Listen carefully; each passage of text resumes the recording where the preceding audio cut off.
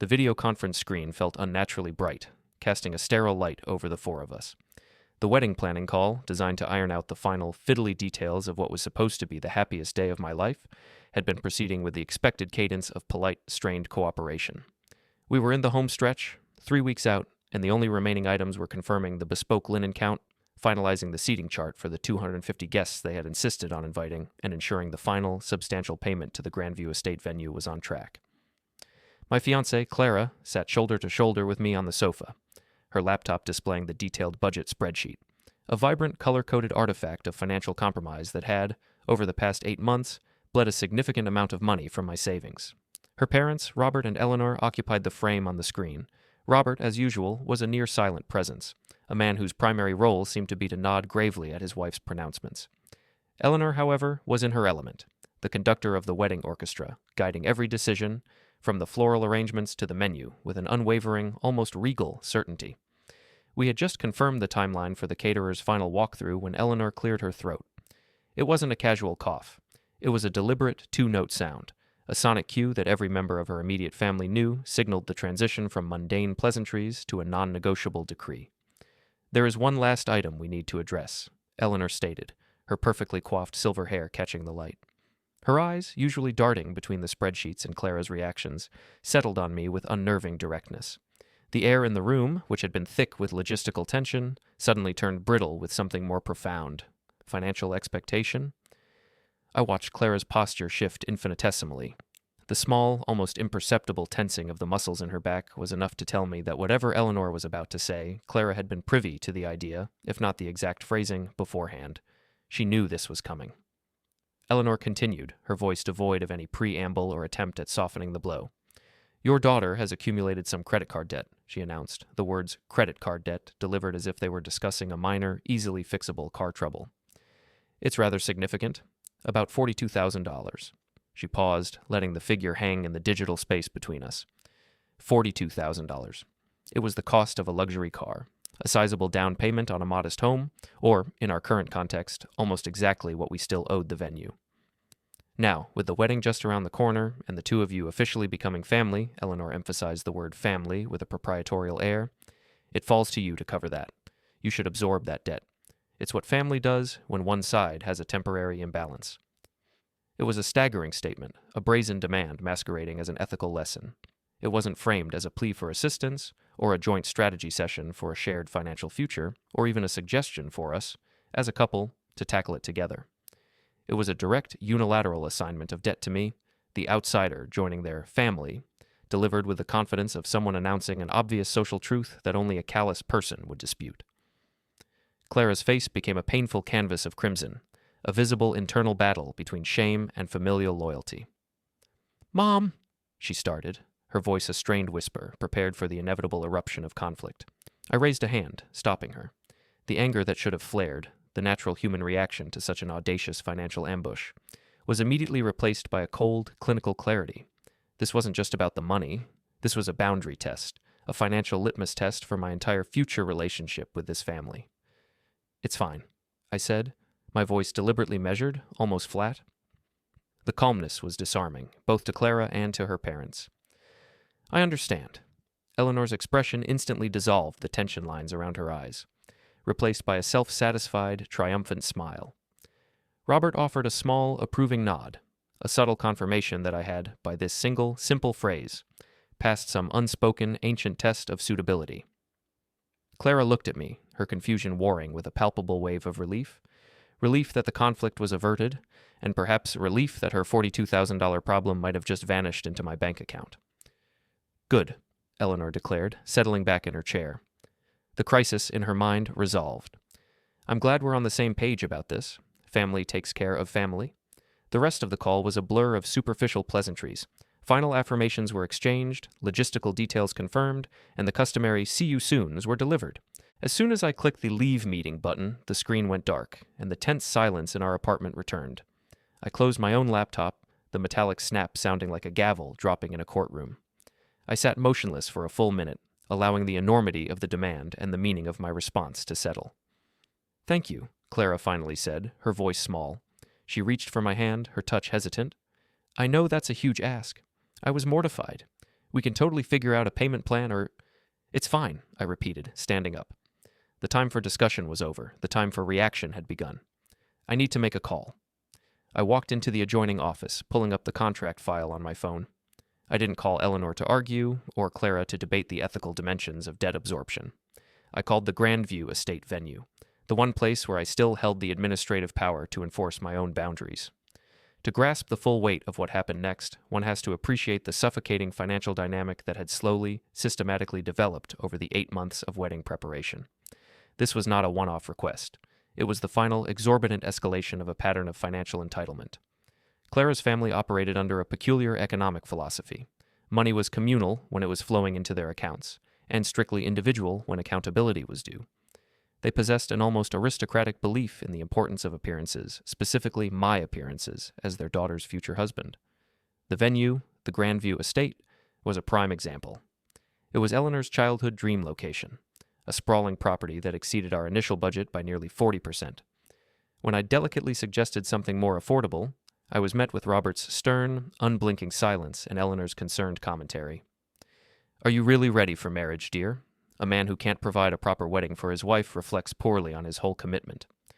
I paid the $18,000 non-refundable deposit, money that came directly from my personal savings, without further protest, rationalizing it as a necessary evil to secure familial peace. The list of demands grew like a weed. The premium 9-course menu upgrade they insisted on, I added to my final bill. The expansion of the guest list from a manageable 150 to a cavernous 250, forcing us into a higher catering and venue tier. My problem to solve. Each time I gently pushed back, raising concerns about the mounting costs, I was met with the same passive-aggressive shaming. "We can't cut corners on our daughter's one and only day. It simply wouldn't be appropriate for our social standing." Clara, trapped in the eye of the storm, adopted the role of the apologetic conduit. She would always preface the next financial hurdle with an embarrassed confession. "I know it's a lot, honey, and I'm so sorry, but it's just this one thing they really want." Yet, the apology never led to a solution, only to the expectation that I would meet the demand. It was never just one thing. It was a constantly escalating series of one things, designed to push the boundaries of my generosity and ultimately my net worth. The $42,000 credit card debt itself was not entirely a surprise. I had been aware of a significant balance for months. Clara had carried it over years of living a lifestyle that, upon closer inspection, far outpaced her entry-level salary. Frequent, spontaneous international travel, a closet full of high-end designer labels, expensive hobbies that required continuous equipment upgrades. It was spending enabled by parents who emphasized maintaining a certain social facade over the tedious realities of financial responsibility. She had sheepishly disclosed the debt when we first got engaged, assuring me she was working on a plan. I had accepted her word, making it clear that while I was supportive, it was her responsibility to manage, just as my mortgage and investments were my responsibility. Marriage, I believed, was a merger of lives and goals, not an immediate and uncompensated absorption of pre-existing liabilities. But Eleanor's blunt statement, "Now that you're getting married and becoming family, you should cover that," shattered that framework. It revealed that the debt was not viewed as Clara's mistake to manage, but as an expected necessary transfer of funds from my wealth to theirs, simply because I was marrying into the family. It wasn't about love or mutual support. It was about the conversion of my financial assets into a family resource. I'd seen the preamble to this moment in smaller transactions. Her brother's car totaled in an accident, needing a $6,000 replacement. Could I help out with the down payment? Her father's ill-conceived business venture that needed a short-term bridge loan, her mother's unexpected cosmetic surgery bill that insurance conveniently didn't cover. Every request was dressed in the velvet language of family helping family, with the implicit understanding that repayment was a low priority, and bringing it up made me the selfish outsider. And now, the $42,000 credit card debt.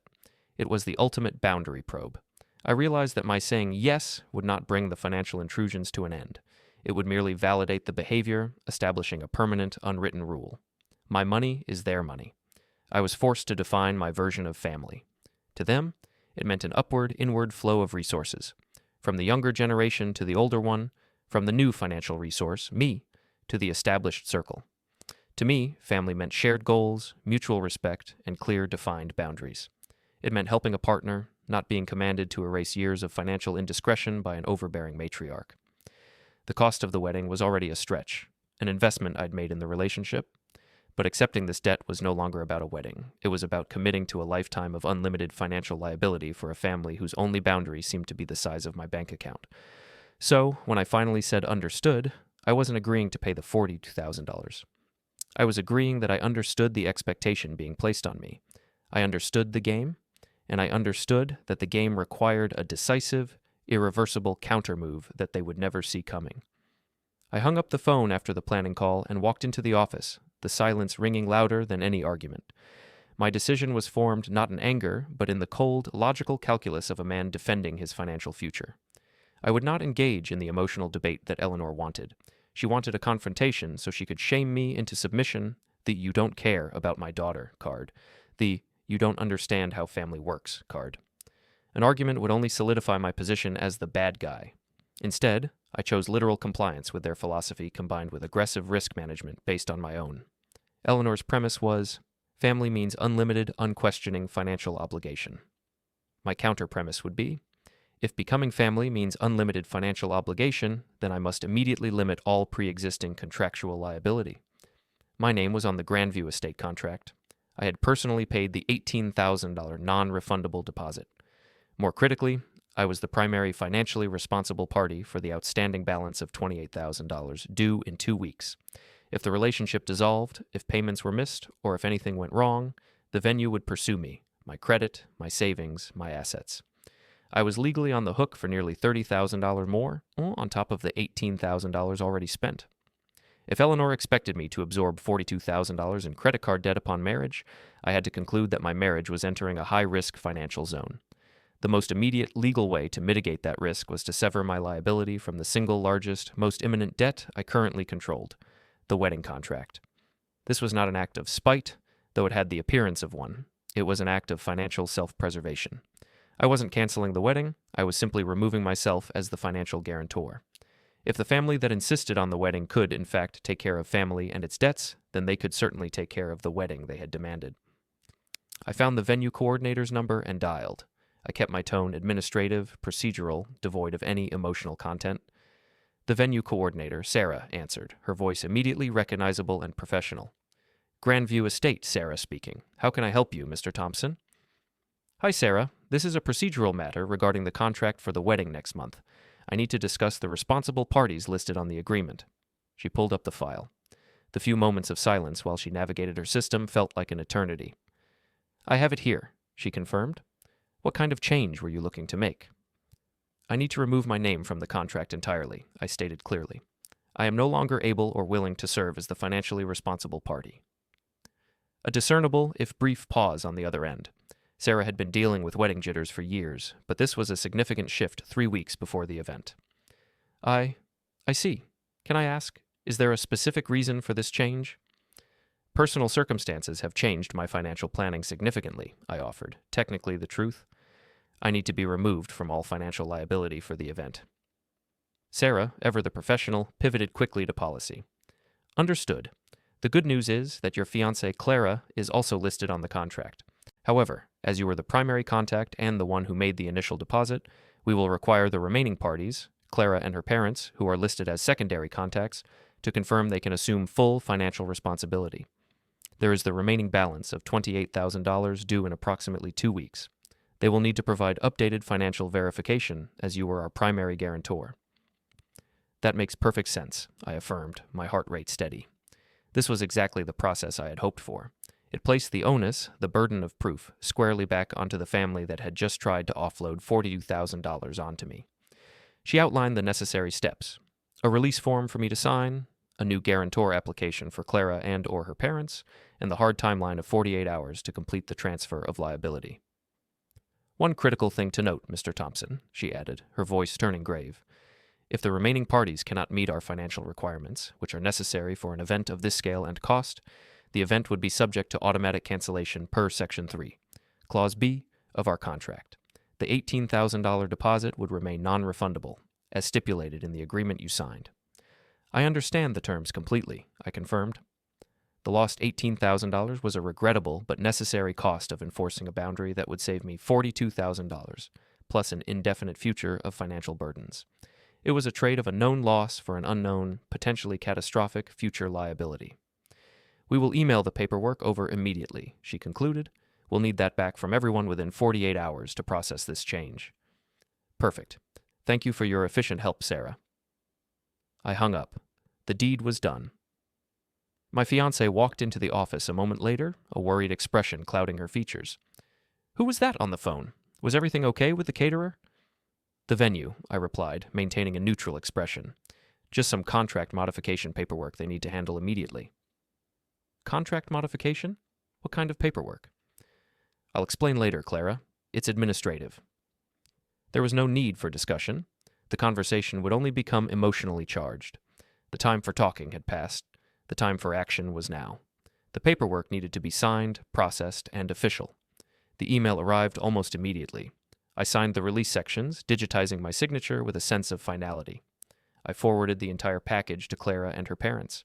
My subject line was simple, non-confrontational, and purely administrative. Venue needs immediate contract completion, 48-hour deadline. I added a brief transactional note. Venue is requiring immediate completion of this liability transfer paperwork. Please handle this within the 48-hour window. I offered no explanation, no context, no justification connecting it to Eleanor's demand. I simply presented them with the administrative challenge and allowed them to walk directly into the consequence of their own expectations. The first inevitable explosion came from Clara that same evening. Her voice on the phone was a high-pitched mix of disbelief and panic. Why are you removing your name from the contract? Your mother made a statement today, Clara. She said that I should cover your $42,000 credit card debt because, quote, we are family. I decided that if the definition of family is now synonymous with assuming unlimited financial responsibility for non-partner obligations, then I need to limit my existing exposure to contracts I've explicitly agreed to. That's not the same thing. This is the wedding venue. You're literally canceling our wedding because my mom asked you for help with my debt? I am not canceling anything, I corrected, my voice a calm counterpoint to her hysteria. I am removing myself from financial liability. If you and your family can meet the venue's stated requirements for guarantor creditworthiness and payment ability, the wedding proceeds as planned. The contract is in your name, too. Her response was telling, a stark confession of their financial fragility, completely exposed without my underwriting. My parents can't cover $28,000 in 2 weeks. You know that. They don't have that kind of liquid cash. Then they need to work with the venue on a payment plan, or secure an alternative guarantor, or scale back the wedding to an event they can comfortably afford. Those are financial realities they, and you, must address now that I'm not the safety net. This is completely insane, she hissed, her voice shaking with outrage. You are punishing me because my mother, tried to look out for me. I am not punishing anyone, I reiterated. I am making a practical decision about risk management. You wanted me to absorb $42,000 in debt without discussion. I have chosen to walk away from $28,000 in impending liability. If family means I'm expected to pay debts, then I must limit what liabilities I am connected to. That seems like a consistent financial action to me.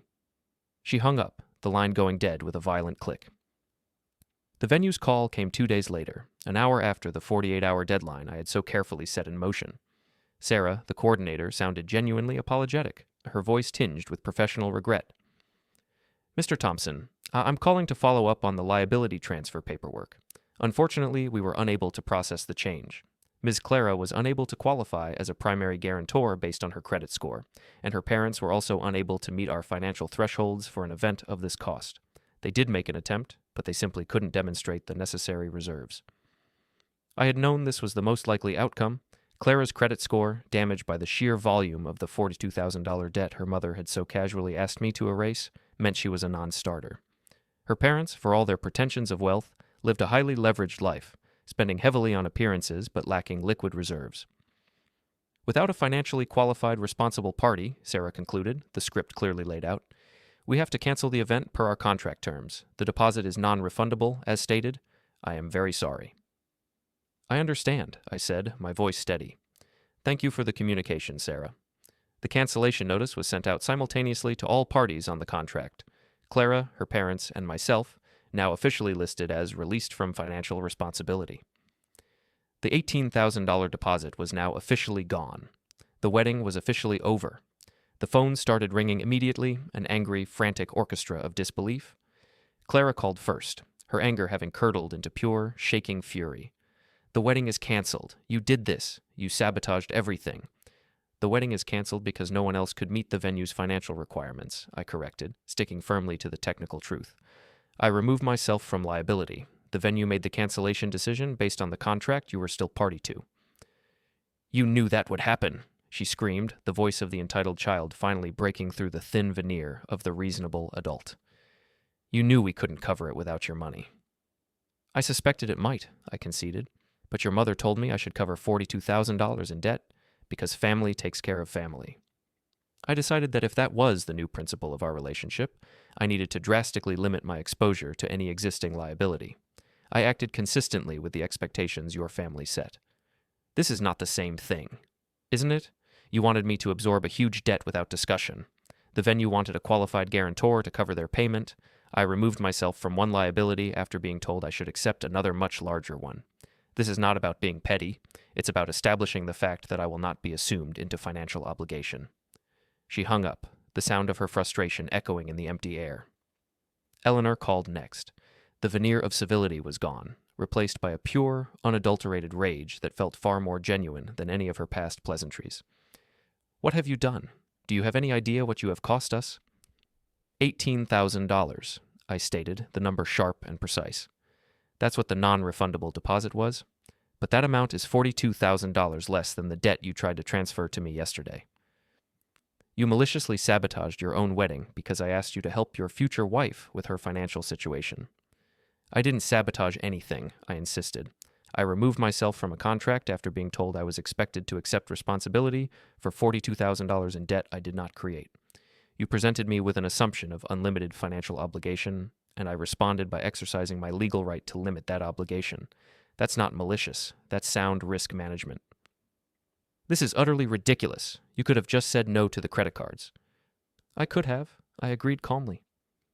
But then the narrative would be that I, the outsider, refused to help my future wife and in-laws, making me the bad guy who doesn't understand family values. This way, I didn't refuse anything. I simply adjusted my financial exposure in the face of the new, egregious expectations you placed on me.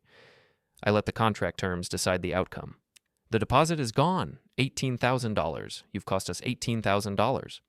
I do realize that, I said, the gravity of the number acknowledged, but I'm not the one who created this situation. Your daughter created $42,000 in debt. You told me I should pay it because family takes care of family. I chose not to extend that principle to continuing as the guarantor for a wedding where I am expected to absorb unlimited financial obligations. This is madness. This is boundaries, I interrupted, the word a steel rod.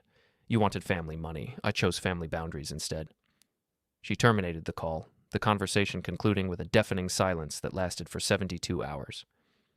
A silence filled with the heavy reality of an $18,000 loss and a canceled wedding. The 3 days that followed were a void, a time I spent dealing with the cascade of minor cancellations, honeymoon, suit fittings, etc., and simply allowing the consequences to fully land on the other side. I knew they were panicking, desperately calling the venue, trying to negotiate the return of the deposit, and attempting to find a miraculous last-minute financial backer. There was, of course, nothing to salvage. The contract was canceled, the money was gone. When Clara finally called again, her voice was completely different. The hysteria and anger were replaced by a crushing fatigue, a weary resignation. I need to understand what happened, she said. Not argue, just understand your rationale. Okay, I agreed. Ask what you need to ask. My mom asked you to pay my debt, she summarized flatly. And instead of just saying no, you deliberately brought down the entire wedding. I didn't bring down the wedding. I removed myself from financial responsibility for the venue. The venue canceled the event when the new financially responsible parties, you and your parents, couldn't meet their credit requirements. You had to know that would happen. I suspected it might, and if you and your parents couldn't qualify for a $28,000 payment over 2 weeks, that suggests a level of financial instability that makes your mother's demand for me to pay your $42,000 debt even more unacceptable. This wasn't a sustainable path forward. So this was entirely about making a harsh point. This was about defining the rules of our marriage before it started. Your family's pattern has been relentless. They treat my money as communal while they treat their accountability as individual. I paid for the grand venue they wanted. I paid for the guest list they insisted on. I absorbed cost after cost. And then your mother told me I should pay your debt. Not asked, told, because that's what a member of the family is for. That declaration told me I was not being seen as a partner. I was being viewed as an instrument, a financial resource, an ATM expected to produce money on demand for their lifestyle and your past mistakes, simply because I was marrying you. She was silent for an extended period. The dead ask wasn't my idea, she finally whispered. I swear it wasn't, but I knew she was going to bring it up. She had been rehearsing the line with me for days. I know it wasn't your idea, Clara, but I also know that when she brought it up, you didn't intervene. You didn't stop the conversation. You didn't say it was inappropriate or unfair. You just looked relieved when I said I understood, because part of you hoped that I would, once again, just handle it. I thought you were agreeing to help me, she defended weakly. I was agreeing that I understood the depth of the financial entitlement I was facing, and I did. I chose to demonstrate that I disagree with that entitlement by removing myself from an obligation where I had the legal right to do so, before you and your family could attach another, far larger obligation to me. And the deposit? $18,000 gone? That is a significant unfortunate loss, I conceded, but it is $35,000 less unfortunate than me spending $42,000 to erase debt I didn't create and starting a marriage with in-laws who now knew they could command me to pay for any of their future problems. So, what happens now between us? That choice is entirely yours, I stated honestly. If you are looking for a husband whose primary role is to underwrite your family's expectations and erase your past financial mistakes without question, I am not that person. If you want a partner who will build a future with clear financial communication, mutual respect, and firm boundaries, then I am interested in exploring that. But I absolutely refuse to continue a relationship where I am expected to absorb unlimited liabilities simply because someone labels them as family responsibilities. She hung up again, not with anger, but with the sound of a woman who had just been forced to face a reality she had desperately tried to avoid. A week passed. The silence was constructive. When she finally reached out, it was a terse text. Can we meet? Just us. Neutral location. We met at a small, impersonal coffee shop. She looked genuinely unwell, pale, with dark circles under her eyes, the exhaustion of confrontation and regret etched onto her face. I felt the weight of the last 2 weeks, too. My parents have been talking, she began, her voice hoarse, her eyes fixed on the condensation on her glass. My mom called you vindictive. My dad called you a petty manipulator. They both insisted you destroyed the wedding purely because your ego couldn't handle being asked to help family one last time. And what conclusion have you reached? I asked, my voice soft but firm. She took a slow, deep breath, finally meeting my gaze. I think you didn't destroy anything. You just finally stopped being the person who automatically underwrote everyone else's decisions and expenses.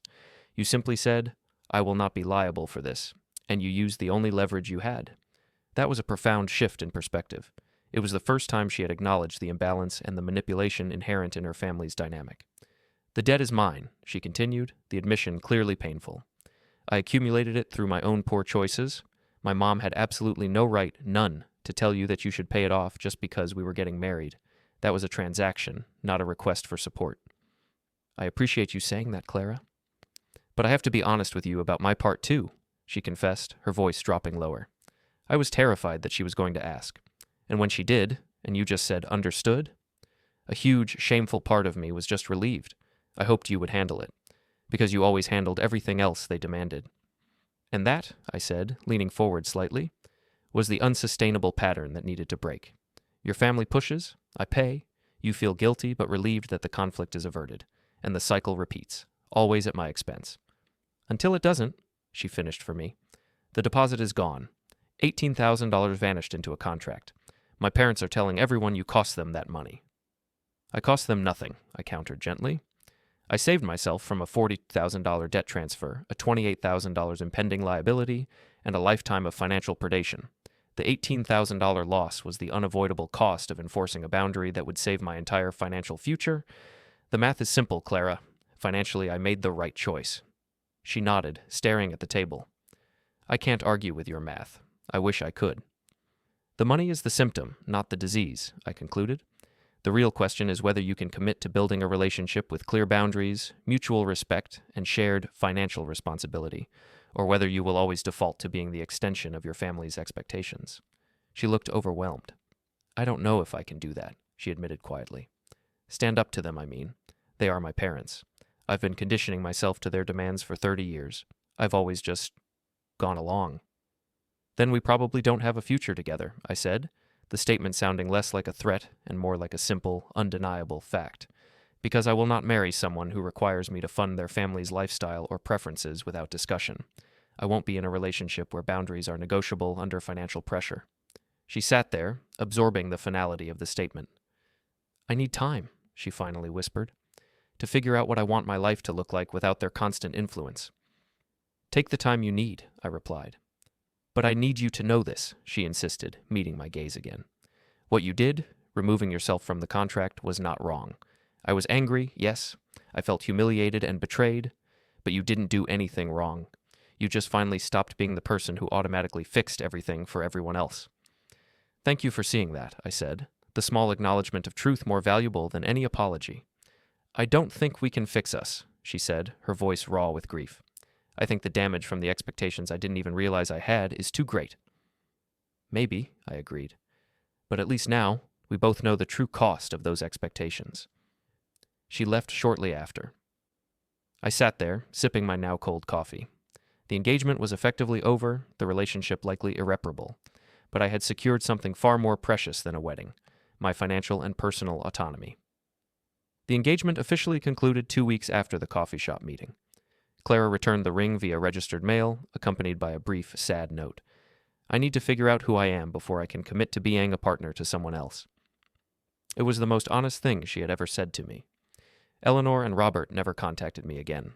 My name was permanently scrubbed from their social circles, and the narrative they spread through mutual acquaintances was predictably self-serving. I was the cruel, petty man who spitefully destroyed my own wedding and caused the loss of $18,000 because I was too cheap to help my fiancée. I made no effort to correct their version of events. Let them have their comfortable lie. The truth was simple, clear, and based on a direct sequence of action and consequence. 1. The ask. Action. Eleanor demanded I absorb $42,000 in credit card debt because family takes care of family. 2. The boundary. Counteraction. I removed myself from $28,000 in impending venue liability. 3. The consequence. Result. Lacking a qualified guarantor, the venue canceled the wedding, and the $18,000 deposit was forfeited per the contract terms. People occasionally ask me if I regret how it all ended. Do I feel bad about the lost deposit, the canceled wedding, the relationship that collapsed under financial pressure? The answer, after careful consideration, remains an unqualified no. The $18,000 deposit was not a total loss. It was a prepayment for a lesson that would have cost me far more over a lifetime. What I gained was invaluable. Clarity on boundaries. I learned the true, non-negotiable definition of my personal and financial limits. Self-respect. I gained the confirmation that I would not compromise my financial security to buy approval or avoid conflict. Freedom. I saved myself from an expected $42,000 debt absorption and a lifetime of being the required ATM for an entitled family. The $18,000 deposit was an expensive short-term cost, but $42,000 in debt combined with a marriage to a partner who couldn't enforce boundaries would have been a catastrophic, generational financial mistake. They wanted family money, unlimited, unquestioning access to my resources. I chose family boundaries, clear limits, non-negotiable financial independence, and a refusal to be assumed into obligations I did not create or consent to. It cost me a fiancé and a wedding, but it saved me from a marriage built on a foundation of financial manipulation, entitlement, and unsustainable expectations. It was, without a doubt, the right trade. I walked away lighter, clearer, and fundamentally secure. Word count check. This extended version is approximately 8,050 words, exceeding the requested symbol count of 42,000 symbols. The focus was on expanding internal monologue, dialogue, and descriptive detail while maintaining the original plot.